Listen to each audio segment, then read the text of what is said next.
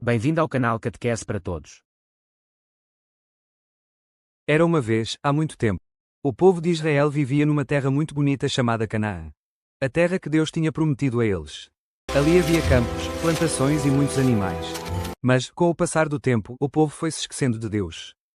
Em vez de confiar nele, começaram a fazer coisas erradas e a seguir outros caminhos. Então, para que o povo aprendesse a voltar para ele, Deus permitiu que um povo inimigo, chamado Midianitas, viesse atacar Israel. Esses inimigos eram muito numerosos e apareciam como se fossem nuvens de gafanhotos. Eles invadiam as terras, destruíam as plantações, levavam os animais e deixavam o povo sem comida.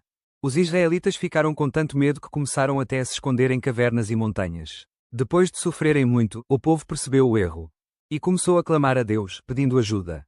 E Deus, que é cheio de amor, ouviu a oração deles. Foi então que Deus escolheu um homem chamado Gideão. Um dia, Gideão estava escondido, malhando trigo em segredo para que os inimigos não roubassem a comida. Quando um anjo do Senhor apareceu para ele. O anjo disse algo surpreendente: "O Senhor está com você, valente guerreiro." Gideão ficou confuso e até um pouco assustado. Ele pensou: "Como assim, guerreiro? Eu sou pequeno, minha família é simples, eu não sou forte nem importante." Mas Deus olhou para o coração de Gideão e disse: "Eu estarei com você.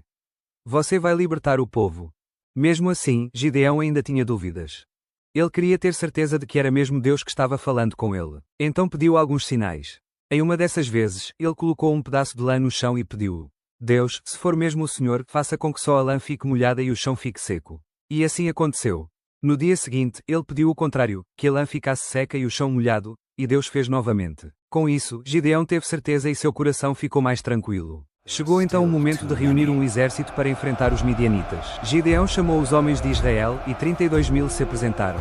Era um grande número, mas Deus disse algo curioso: "Ainda são muitos. Se vencerem assim, vão pensar que foi por causa da própria força e não por mim." Então Deus pediu que Gideão fizesse um anúncio: "Quem estiver com medo pode voltar para casa." E sabe o que aconteceu? 22.000 homens foram embora. Restaram apenas 10.000.